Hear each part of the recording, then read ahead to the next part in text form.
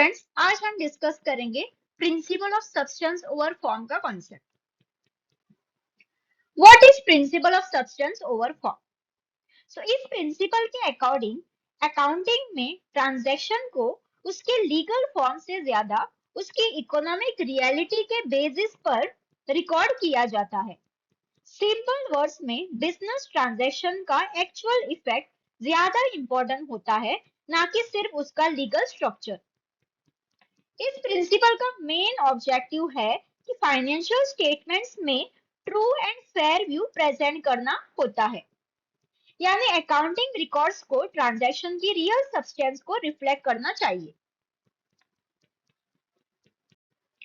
अब इस कॉन्सेप्ट को एक सिंपल एग्जांपल से समझते हैं। मान लीजिए एक कंपनी ने मशीन हायर परचेज पर ली है। लीगल ओनरशिप शायद सेलर के पास हो, लेकिन मशीन का यूज कंपनी कर रही है और उसका रिस्क भी कंपनी बेयर कर रही है। इसलिए अकाउंटिंग में उस मशीन को बायर का एसेट ट्रीट किया जाएगा। यही सब्सटेंस ओवर फॉर्म प्रिंसिपल का मेन आइडिया है, ट्रांजैक्शन की रियल इकोनॉमिक सब्सटेंस को इंपॉर्टेंस देना। इस प्रिंसिपल से फाइनेंशियल स्टेटमेंट्स ज्यादा ट्रांसपेरेंट बनते हैं और कंपनी की actual financial position clearly show होती है।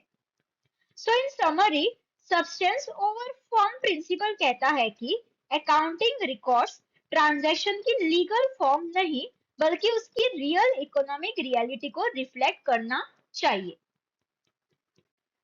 और ये है आज के कॉन्सेप्ट पर बेस्ड आपके लिए एक क्वेश्चन। Thank you.